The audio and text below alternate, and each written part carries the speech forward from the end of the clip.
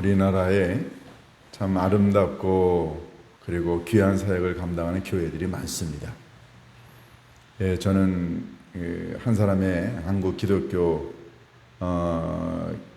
장로교회의 담임 목사로서 우리 교단은 아니지만 타 교단의 어느 한 교회가 하는 아름다운 사역에 정말 박수를 보냅니다. 그건 다름이 아니라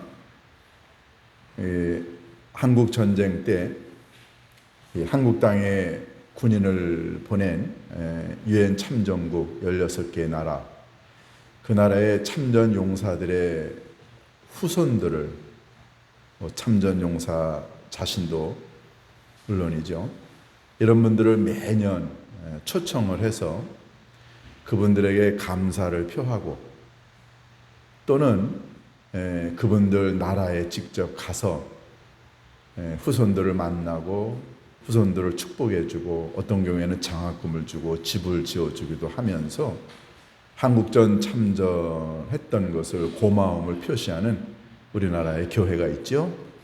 바로 소강성 목사님이 신무하시는 세해된 교회입니다. 물론 교회는 수만 명이 모이는 커다란 대형 교회죠.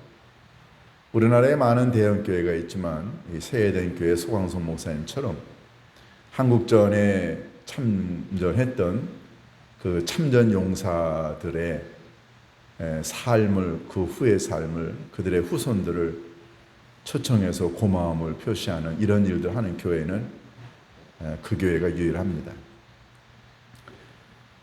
이 소강성 목사님이 세해된 교회가 이런 사역을 한 지가 벌써 20여 년 가까이 됐죠. 힐러리 클린턴 미국 국무부 장관이 오바마 행정부에서 국무부 장관을 했을 때 이런 얘기를 했습니다. 미국이 전 세계에 수없이 많은 나라의 민주화를 위해서 얼마나 많은 애를 썼는가, 그리고 얼마나 많은 군인들을 파송했고 얼마나 많은 희생이 있었는가. 그런데 그 나라들의 대부분이 다 민주화가 되었거나 더 잘 살게 되는 나라가 되었지만 유일하게 미군들을 초청하고 그 은혜를 갚고 감사를 표시하는 나라는 대한민국밖에 없다. 이런 얘기를 미국에서 실제로 했습니다. 저는 가끔가다 이런 생각을 합니다. 왜 세해된 교회가 소강성 목사님이 그 교회 교인들이 이렇게 한국전 참전했던 그 전쟁 용사들을 위로하고 격려하고 감사하면 그 후손들까지 돌보는가 하는 이런 생각을 해봅니다. 그 한 번 할 때마다 돈이 수십억이 든다고 합니다. 그런데 어김없이 6월 25일 전후로 해서 이런 행사를 20여 년 이상 유지해 오고 있습니다. 정부도 이 세해된 교회의 이런 아름다운 일을 고마워해서 역대 여러 정권의 대통령들이 축하 메시지를 보냈고 힘을 실어 주었습니다. 어디에서 그런 감사하는 마음이 나올까요? 가만히 보면 은혜가 있는 곳에 감사가 넘치는 걸 보게 됩니다. 지난 주간에 우리 고향 동시천의 목사님들과 함께 수련회를 다녀왔습니다.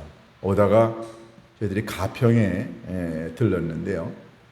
우리 교회도 몇 년 전에 갔다 왔지만 가평에 가면은 영연방국 한국전 참전비가 있습니다. 영국을 중심으로 해서 호주와 뉴질랜드와 영국군 수천 명이 그곳 가평 춘천 전투에서 많은 희생자를 냈죠. 한국전 때 낙동강 전투 다음으로 치열했던 곳이 가평 춘천 전투였고, 가평 춘천이 뚫리게 되면 수도권이 뚫린다 해서 어마어마한 전투를 했고 거기서 많은 희생자를 냈습니다. 저희들이 그곳에 다녀오면서 저희들이 이런 얘기를 했습니다. 나라 그때 당시 한국이 어딘지 군인들의 99%가 몰랐다고 합니다. 가본 적 없고 알 수 없는 나라의 민주화를 위해서 먼 곳에 날라와 목숨을 바쳐 이 나라를 지켰던 어느 외국 군대의 이름 모를 병사들 때문에 오늘날의 대한민국이 있고 한국교회가 있고 한국의 경제 발전이 이루어지지 않았나요? 우리는 늘 빚을 지고 있는 사람입니다. 그런 감사하는 마음을 가질 수 있는 마음은 도대체 어디에서 올까요? 소광성 목사님이 몇 해 전에 그런 얘기 하신 걸 들었습니다. 처음에 그런 얘기를 그런 참전 용사들을 초청하고 후손들을 돕는 일을 하자고 했을 때 교우들 가운데 많은 분들이 반대했다고 합니다. 목사님, 그건 나라가 나서서 하는 일이지 일개 교회가 하는 일은 아니라고 생각합니다. 그리고 우리도 돈이 많이 듭니다. 구태여 해야 되나요? 근데 소 목사님 그때 이런 얘기를 하셨다고 합니다. 지금의 한국교회가 있게 된 건 공산화가 되지 않았기 때문이 아닌가? 그러면 그 공산화를 막아준 건 누구인가? 그것은 6.25 전쟁 때 참전했던 나라들의 그 군인들의 희생이 아니었는가? 교회가 그들의 희생을 감사하는 건 너무너무 당연하지 않는가? 라고 하면서 소 목사님이 정말로 우리 안에 그리스도의 평화가 있고 우리 안에 그리스도의 말씀이 있다고 한다면 우리가 이 감사를 표현하는 건 너무너무 당연한 게 아닌가? 이렇게 해서 교우들을 설득을 시켰고, 그래서 지난 20여 년 가까이 한 번 할 때마다 수억씩 들어가는 이 행사를 지금도 이어오고 있습니다. 지난 6월 달에도 하셨어요. 한 지역교회 담임 목사로서 그런 거 볼 때마다 부럽기도 하고, 그리고 어떤 경우에는 그런 걸 못하는 게 창피하기도 하지만 한국교회에 적어도 이런 아름다운 교회가 있다는 건 얼마나 감사한 일인가요? 그때 제가 들었던 느낌이 바로 그겁니다. 감사하는 마음은 어디서 오느냐 하는 거예요. 돈이 많으면 할 수 있을까요? 부자면 할 수 있는 건가요? 그건 돈하고 관계가 없죠. 감사하는 마음은 뭔가가 토양이 되어 있을 때 감사가 자연스럽게 나옵니다. 그 토양을 만드는 게 너무너무 중요하지 않나요? 여러분과 제가 신앙생활하는 동안에 우리가 입을 열면은 고맙습니다. 잘하고 있어요. 당신이 최고입니다. 칭찬해주고 격려해주고 고마움을 표시할 수 있는 그런 마음과 말과 행동과 그 자세는 어디서 올까요? 그것은 우리의 마음밭이, 우리의 영혼의 토양이 감사가 나올 수 있는 조건으로 토양이 만들어질 때 자연스럽게 감사하는 마음이 나온다는 거죠. 그 토양을 준비하는 게 얼마나 중요할까요? 제가 여러분에게 한번 여쭙겠습니다. 여러분들은 감사하는 마음, 이런 마음을 여러분들이 표현할 때 가장 중요한 게 뭐라고 생각하세요? 목사님, 감사할 조건이 없어요. 뭐 하나 제대로 되는 게 없습니다. 내가 뭐 건강하길 하나요? 내가 뭐 돈이 많습니까? 내가 사업이 잘 되길 하나요? 우리 아이들이 뭐 잘 되길 하나요? 내가 뭐 건강합니까? 그런 상황과 조건이 좋지 않기 때문에 나는 감사할 조건이 아무것도 없습니다. 라고 이야기하시는 분들이 사실 대부분이죠. 그러면 정말로 감사는 그런 세상적인 조건과 상황과 환경 때문에 가능할까요? 오늘 우리가 읽는 본문은 우리가 지난주에 읽었던 본문입니다. 지난주에 제가 말씀을 다 드리지 못해 오늘 이 말씀을 다시 드리는 이유는 2024년도 하반기를 시작하면서 적어도 우리가 기적을 원한다면 그 기적은 감사하는 사람에게서 일어나는데요. 2024년도 하반기를 기적을 경험하는 삶을 우리가 살기를 원한다면 감사하는 마음이 있어야 되는데, 그러면 그 감사를 가능하게 하는, 기적을 가능하게 하는 토양은 뭐냐는 거죠. 오늘 우리가 읽은 이 본문이 세 가지 감사를 가져올 수 있는 토양 세 가지를 이야기합니다. 저는 이 세 가지를 오늘 여러분과 함께 하나하나씩 한번 읽어보고자 합니다. 자, 먼저 15절 한번 보실까요? 15절에 보면 그리스도의 평강이 너희 마음을 주장하게 하라 라고 하면서 그리스도의 평강이 우리의 마음을 주장하게 되면 15절 하반절에 감사하는 자가 되라. 자, 그리스도의 평강과 감사를 연결짓고 있습니다. 16절은 또 다른 의미를 이야기합니다. 16절은 그리스도의 말씀이 너희 속에 풍성하게 거하게 하라. 16절 하반절은 뭐라고 되어 있습니까? 감사하는 마음으로 하나님을 찬양하라. 15절에 그리스도의 평강을 얘기한다면 16절은 그리스도의 말씀을 얘기하고 있고요. 마지막 17절은 무엇을 하든지 말에나 일에나 주 예수의 이름으로 하고 아버지 하나님께 감사하라. 세 번째는 예수님의 이름으로 하는 것이 하나님께 감사하는 길이 된다. 이렇게 세 가지 얘기하고 있습니다.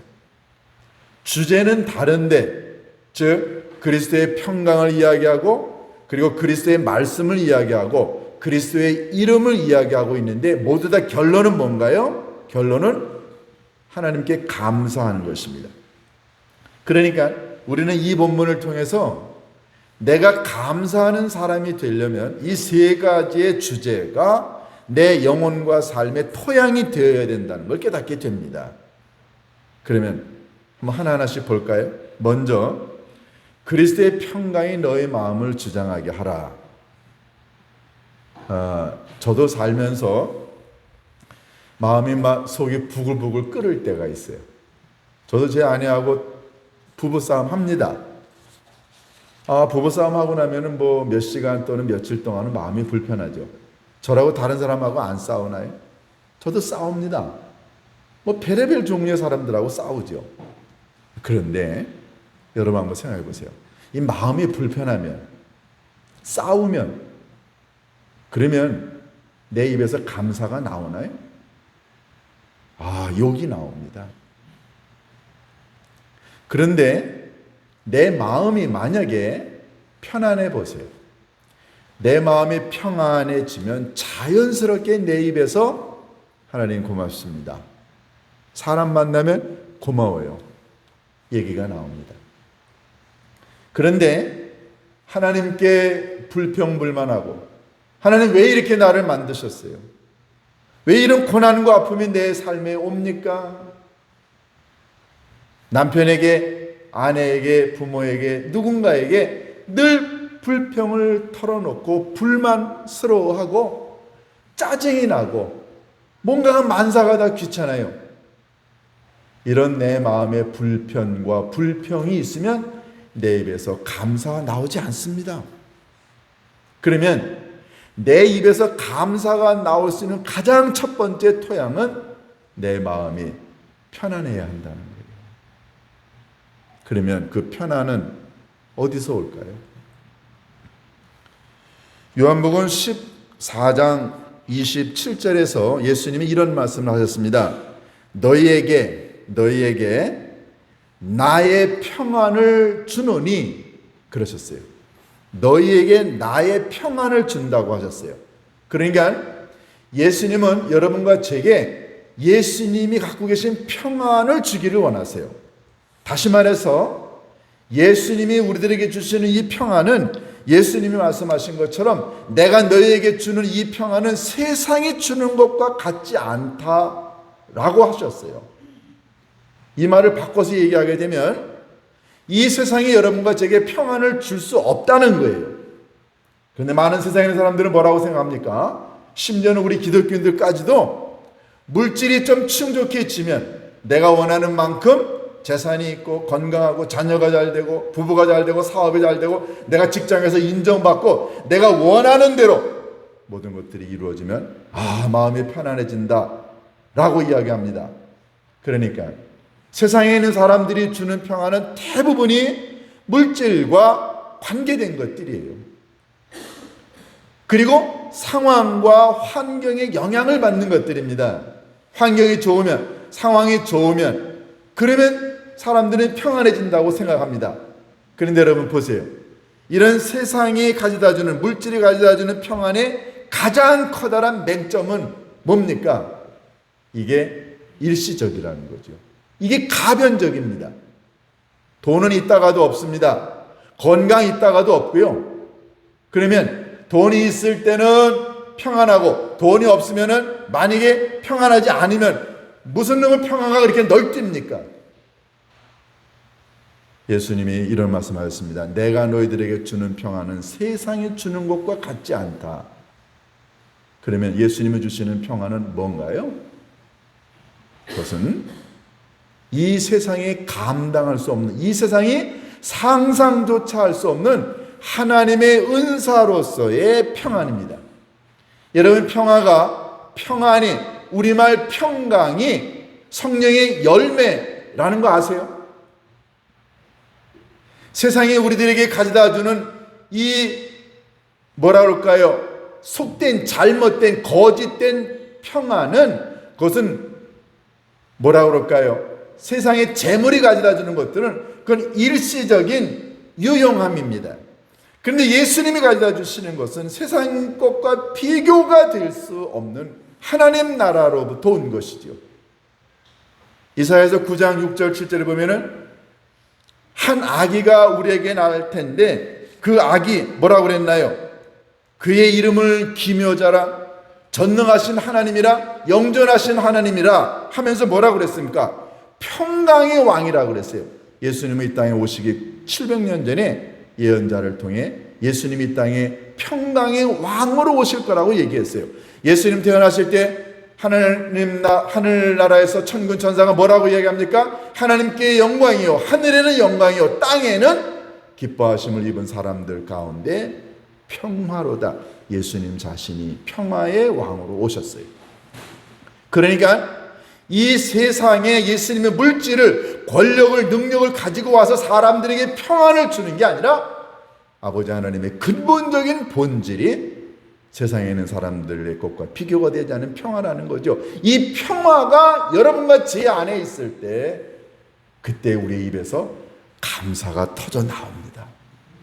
그런데 이 예수님이 주시는 평화를 경험해 본 적이 없으니까 자꾸만 눈을 세상으로 돌리는 거예요. 물질에, 상황에, 환경에, 관계에 얽매입니다.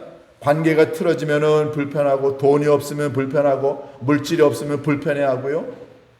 그런데 평강의 왕으로 오신 예수 그리스도를 가슴에 담고 있으면 여러분, 놀라운 일이 벌어집니다. 그 평강은 전혀 물질과 관계없는 영적인 하나님 나라의 신비한 선물로서의 평강이 우리에게 찾아옵니다. 에베소 2장 4절에 이런 구절이 있죠. 그는 우리의 평화라 그랬어요. 예수님이 우리의 평화입니다. 여러분, 예수님이 우리의 평화이기 때문에 에베소 2장 14절은 이렇게 얘기합니다.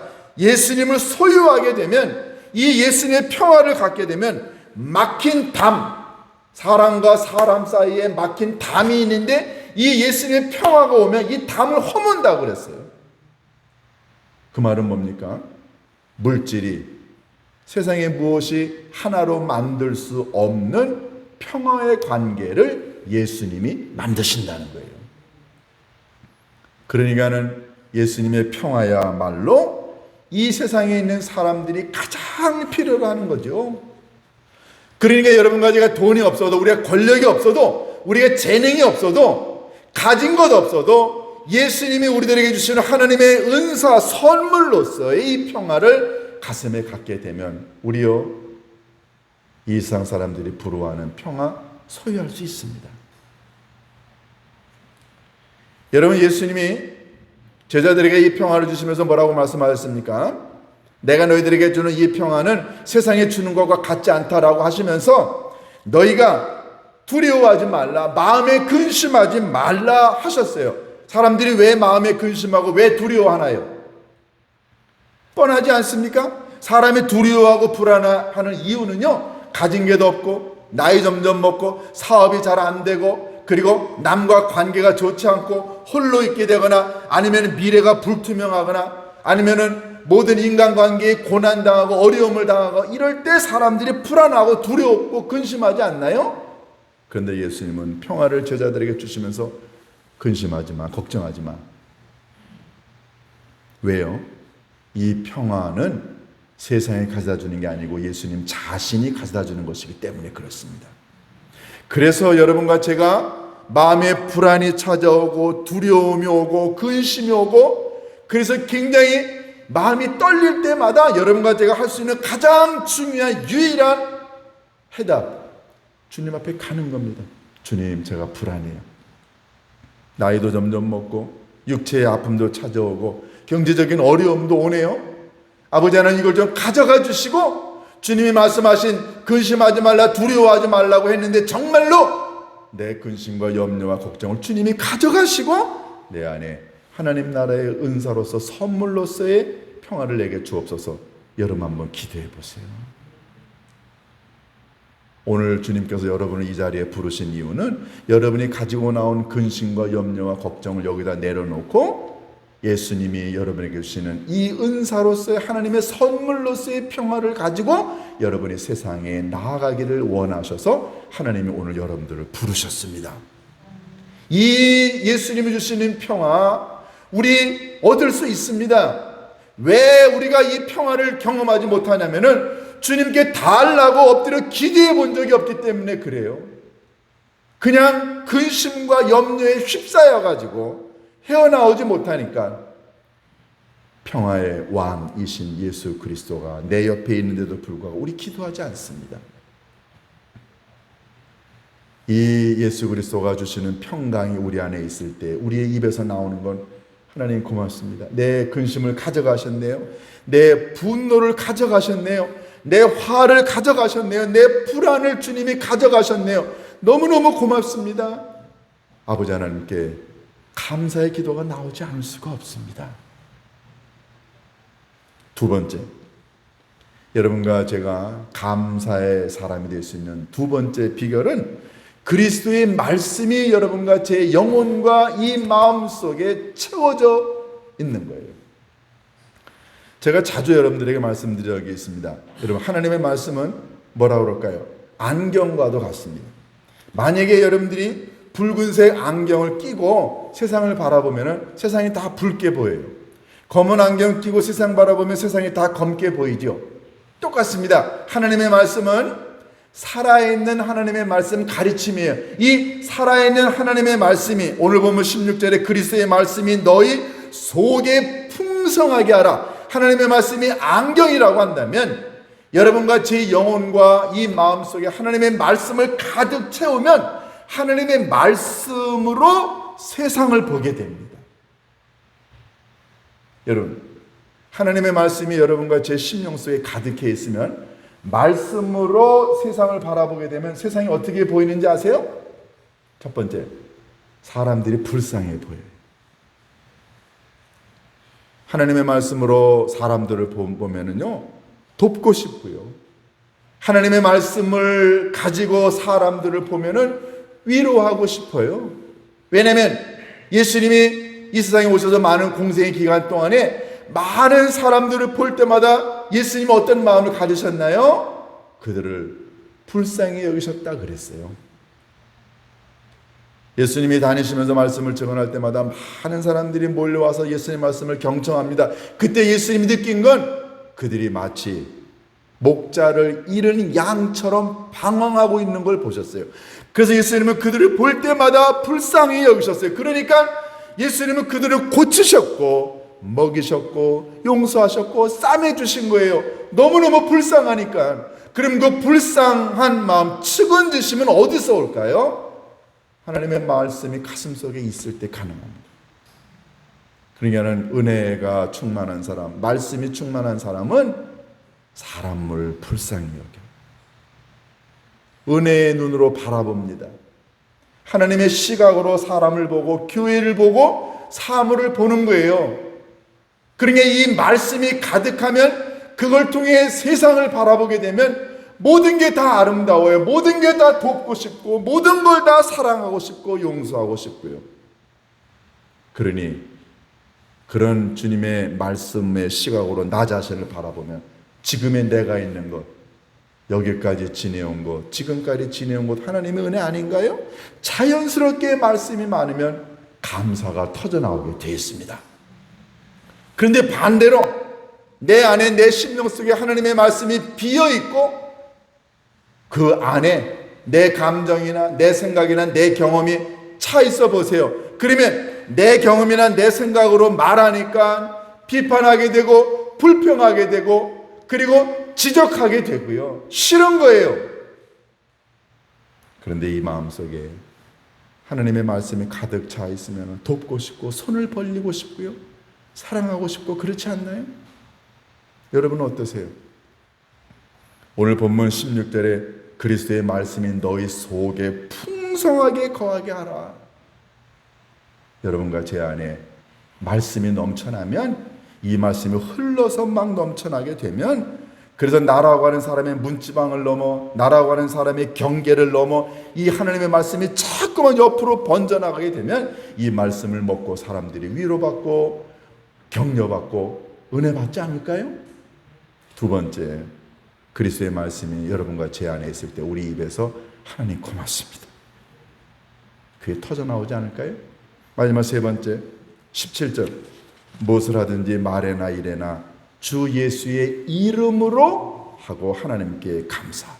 세 번째는 여러분과 제가 어떤 일을 하든지 간에 우리의 이름으로 하지 말자는 거예요. 베드로와 요한이 성전에 기도하러 들어갈 때 만났던 그 장애인 뭐라고 그랬나요? 내게, 우리에게 은과 금은 없다. 그러나 나사렛 예수 그리스도의 이름으로 명하노니 일어나 걸어라. 그가 줄 수 있었던 유일한 건 나사렛 예수 그리스도의 이름이었습니다. 여러분, 나사렛 예수 그리스도의 이름은 이름 자체가 은혜를, 능력을 갖고 있어요. 그 이름 누가 줬나요? 하나님이 주셨습니다. 예수라고 하는 이름은 구원자라는 뜻이에요. 여러분과 제가 제 이름으로 누군가에게 나가보세요. 그런 사람들이 이렇게 얘기합니다. 저 사람 또 자기 자랑해. 입만 열면 자기가, 내가, 우리가 어떻게 했다. 여러분, 그렇게 사람들에게 접근하게 되면 사람들이 싫어하죠. 또 자랑하네. 당신이나 잘하세요. 그런데 여러분과 제가 입술을 열어 말할 때나 무슨 행동을 할 때마다 예수님의 이름으로 하게 되면 많은 사람들이 우리를 보고 겸손함을 느끼게 될 것이고, 우리가 사용하는 예수 그리스도의 이름이 갖고 있는 능력으로 말미암아 우리가 만지고 관여하는 모든 일들에 기적이 일어납니다. 근데 여러분과 제가 기적을 경험하지 못하는 이유가 뭐냐면, 자꾸만 예수님은 빠뜨리고 내가, 내 자랑이, 내 능력이, 여러분과 제가 무슨 일을 하든지 간에 무슨 말을 하든지 간에 예수님 때문에 한 거예요. 예수님의 이름으로 한 겁니다. 예수님을 드높이면, 예수님께 영광을 돌리면 그걸 받으시는 아버지 하나님께서 우리를 통해 기적을 연출해 주십니다. 이렇게 예수님의 이름으로 자꾸만 해서 뭔가 기적이 일어나게 되면 우리는 뭐라고 하나요? 하나님 감사합니다. 또 부족한 저를 통해 예수님의 이름으로 기적을 베풀어 주셨네요. 고맙습니다. 사랑하는 교회 여러분, 2024년도 이제 하반기를 시작합니다. 가보지 않은 땅이에요. 가보지 않은 시간을 저희들이 이제 항해를 합니다. 그런데 미리 맛보는 2024년도 12월 마지막 날 우리가 지금 상상할 수 있습니다. 어떻게 여러분 상상하시나요? 분명한 건 여러분과 제가 말씀을 중심으로, 그리고 예수님의 평화를 중심으로, 예수님의 이름으로 뭐든지 하면 여러분과 제 삶에 감사가 터져나올 것이고, 그 감사가 터져나오면 우리들의 삶에 기적이 일어난다는 사실입니다. 기적이요, 멀리 있지 않습니다. 능력 있는 사람에게만 기적이 일어나는 것 아닙니다. 정말로 마음의 평강, 그리고 우리의 마음에 예수 그리스도의 말씀, 예수 그리스도의 이름을 갖고 나아가는 자에게 아버지 하나님이 감사의 마음을 주실 것이고, 그 감사의 마음을 담은 자에게 아버지 하나님이 기적을 베풀어 주신다면 12월 31일 날 여러분과 저의 고백이 하나님 감사합니다 마감할 수 있지 않을까요? 올 연말에 여러분과 저의 입에서, 우리 모두의 입에서, 우리 교회에서 아버지 하나님이 한 해 동안 베풀어 주신 그 놀라우신 일에 감사하는 마음을 담아서 하나님께 영광을 돌릴 수 있게 되기를 주님의 이름으로 축원합니다. 기도하시겠어요? 아버지 하나님, 참 감사합니다. 저희들 부족하지만 엎드려 주님 앞에 빌 때마다 주님이 세상에 주는 평화가 아니라 아버지 하나님이 주시는 선물로서의 평화를 가슴에 주심을 감사합니다. 분노와 미움과 화가 그리고 견해 차이가 있어 힘들고 어려웠으나 아버지 하나님 그럴 때마다 엎드려 기도함으로 주님이 주시는 평화로 손 내밀고 하나가 되고 일치하고 그래서 그렇게 도와주신 아버지 하나님께 감사하는 마음을 가질 수 있도록 인도하여 주옵소서. 하나님, 이 세상에 살면서 예수 그리스도의 말씀으로 세상을 바라보게 하옵소서. 그래서 주님의 마음으로 사람을 보고 교회를 보고 세상을 볼 줄 아는 믿음의 사람 되게 하옵시고 모든 일을 할 때마다 예수 그리스도의 이름으로 하여 저희들의 삶에 기적이 일어나는 한 해가 되게 인도하여 주옵소서. 예수님의 이름으로 기도하옵나이다.